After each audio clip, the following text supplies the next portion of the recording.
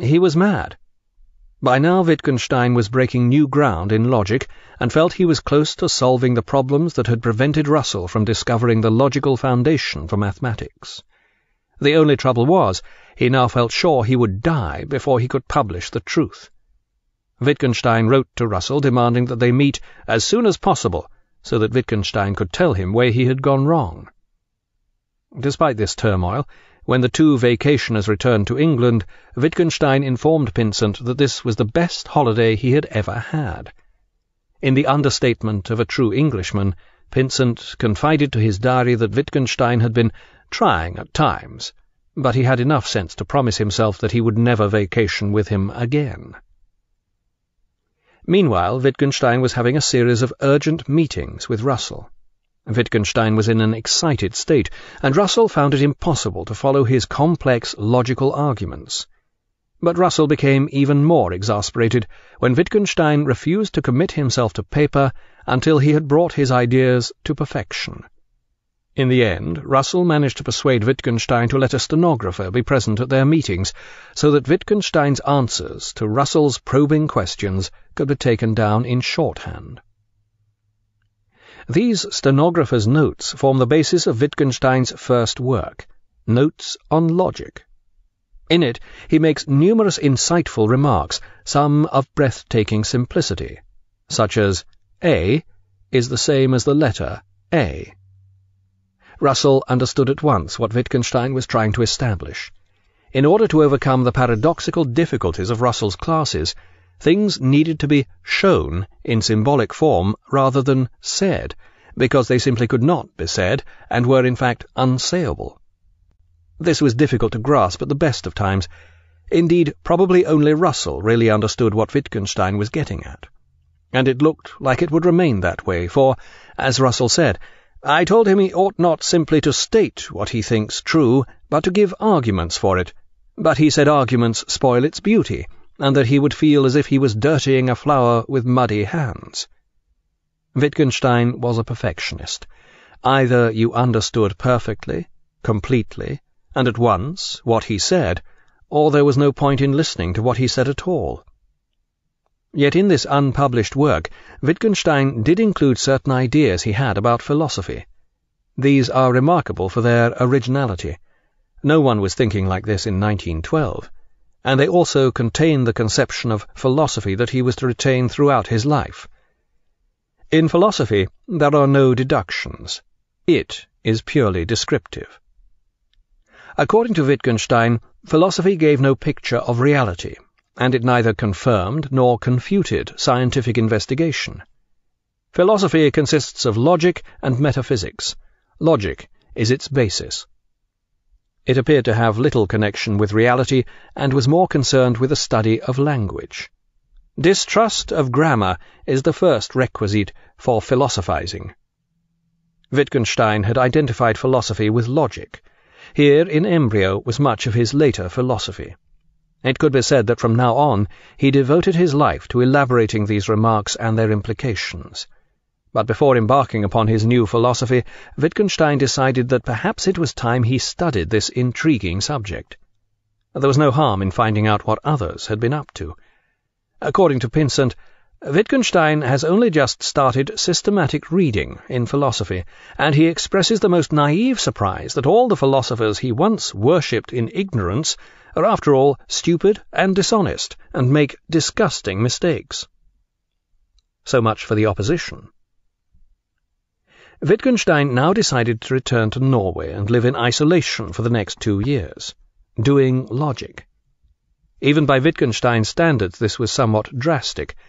According to Ray Monk's superb biography of Wittgenstein, Russell thought this idea wild and lunatic. He tried his best to dissuade Wittgenstein. "I said it would be dark, and he said he hated daylight.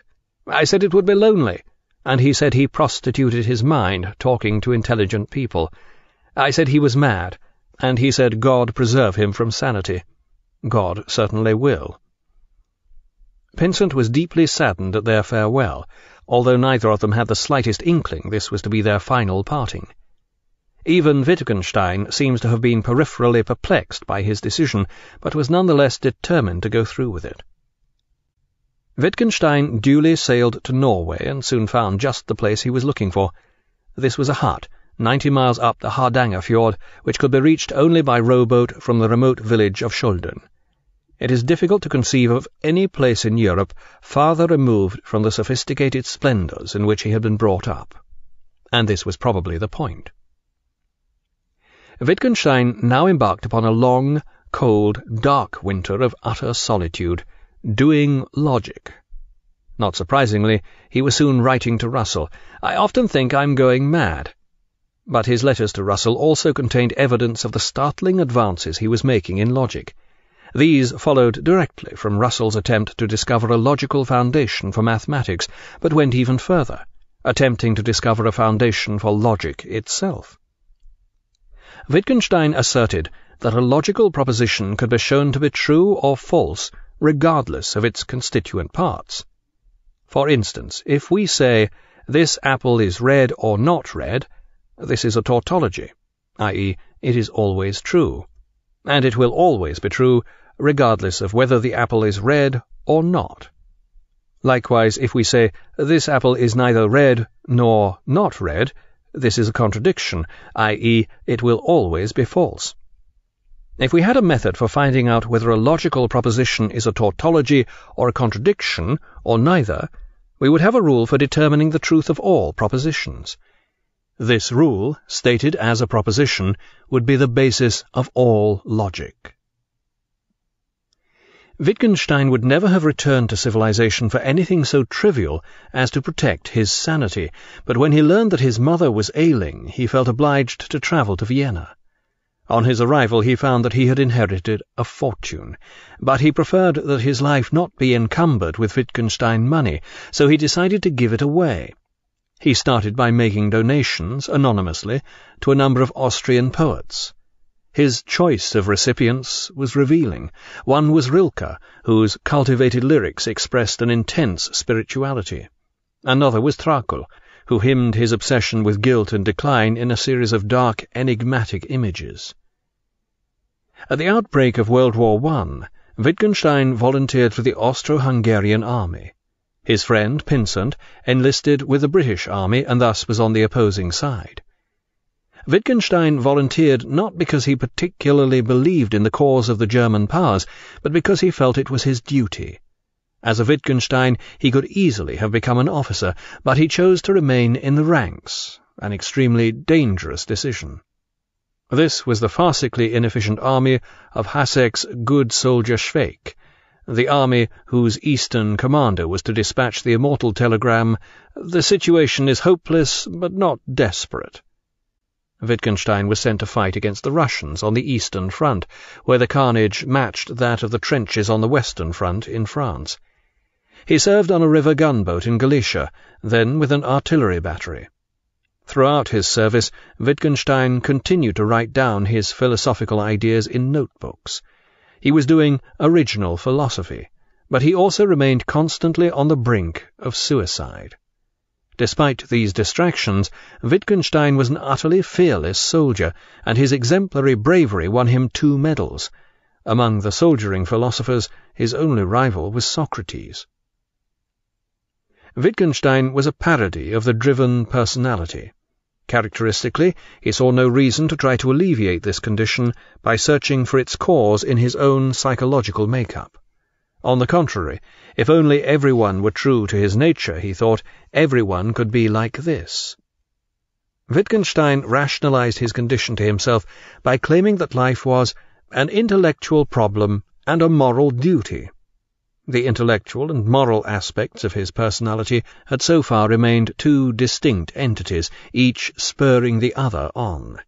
It was only during the war that they fused. Under constant intellectual pressure from himself, and the persistent threat of death from both the enemy and himself, Wittgenstein once again found himself in familiar territory, on the brink of insanity. One day, during a lull in the fighting in Galicia, he came across a bookshop. Here he found Tolstoy's Gospels in Brief, which he bought for the simple reason that there was no other book in the shop. Wittgenstein had been against Christianity. He associated it with Vienna, his family, lack of a logical foundation, meek and mild behaviour, and other anathemas.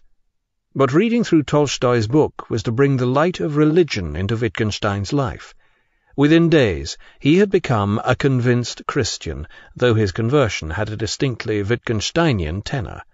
With typical rigour, he set about integrating his beliefs into his intellectual life. Religious remarks now began appearing in the pages of his notebooks, alongside those on logic, and it soon becomes clear that these two topics have more than intellectual rigour in common. The spirit of one informs the other in compelling fashion. Even Wittgenstein's religion had to assume a logical force and clarity. I know that this world exists, that I am placed in it like an eye in its visual field. There was something problematic about the world, and this we called its meaning. But this meaning did not lie within the world, it lay outside it. The meaning of life, i.e., the meaning of the world, we can call God. According to Wittgenstein, to pray was to think about the meaning of life, which meant that he had been praying all his life, even when he didn't believe there was a God or a meaning to life. Wittgenstein couldn't bear to be wrong. Ever. Wittgenstein then passed on to the question of the will, an overriding element in his life, if not in his philosophy. He opens with the uncontroversial assertion that he knows his will penetrates the world. He then passes on to claim that he knows my will is good or evil, therefore good and evil are somehow connected with the meaning of the world. But how does Wittgenstein know that his will is good or evil? And what precisely does he mean by these two terms? Also, if his will is within the world, and the meaning of the world lies outside it, it is difficult to see how they can be somehow connected. Once again, Wittgenstein seemed to consider that argument only spoiled the beauty of his striking assertions. Russell had tried to correct this bad philosophic habit, but by now he was locked away in a British prison for demonstrating against the war. Wittgenstein was to persist in this infuriating practice, which flawed his early philosophical work. But was it a drawback? Wittgenstein appeared to have an inkling of what he was up to, making such striking assertions but leaving them devoid of blurring justification or argument gave what he said an almost oracular force. Could Wittgenstein have been more concerned with effect than with truth? He would have been horrified by such a suggestion, yet there's no denying this thin but distinct thread of what looks suspiciously like showmanship, which runs through his life and work. Like it or not, his was a personality of mythical proportions, and for the most part he genuinely disliked this. One can only assume that his attraction to the limelight was at least partly subconscious. In 1918, Wittgenstein was promoted to officer and transferred to the Italian front. Somehow he had managed to correspond intermittently with his friend David Pinsent throughout the war, but he now received news that Pinsent had been killed. "I want to tell you how much he loved you up to the last," wrote Pinsent's mother, oblivious to the irony of her remark. All the evidence indicates that Pinsent remained unaware of the true nature of Wittgenstein's feelings for him. Wittgenstein wrote back to her that David was my first and my only friend. He was to dedicate his first great work to David Pinsent's memory. In 1918, the Austro-Hungarian war effort came to an end in ignoble surrender. In Italy, many of the Austrian officers simply boarded a train back to Austria, abandoning their men to their fate. But not Lieutenant Wittgenstein, who would have been incapable of such an act. It is almost impossible to exaggerate how much Wittgenstein's life was driven by principle. His moments of greatest despair always came when he temporarily relaxed and was able to see how far below his impossibly high principles his life was falling.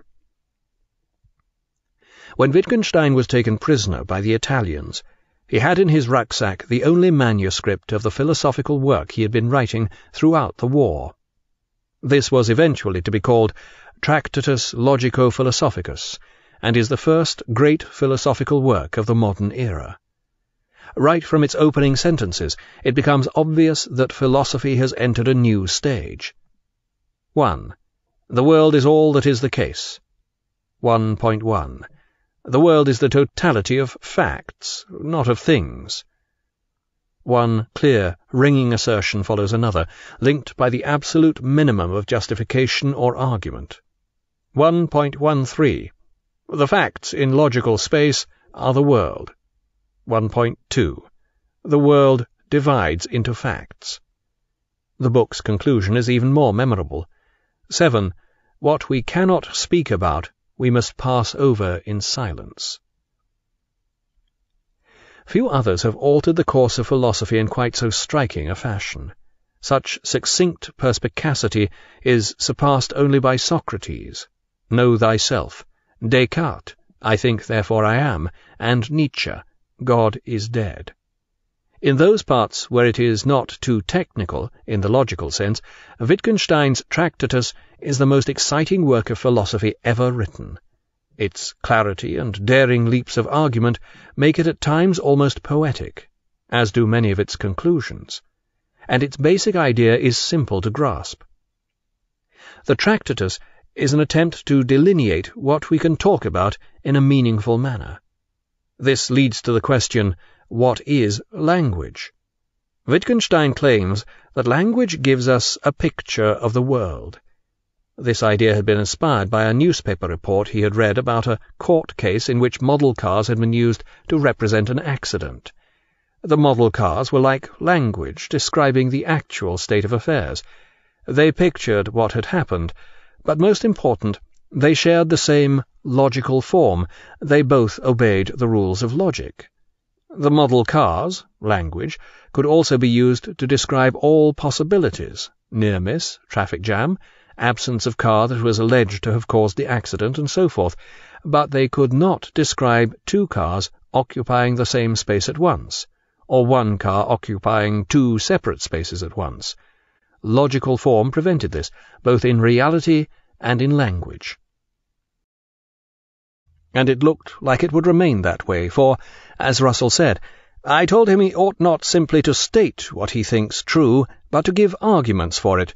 But he said arguments spoil its beauty, and that he would feel as if he was dirtying a flower with muddy hands. Wittgenstein was a perfectionist.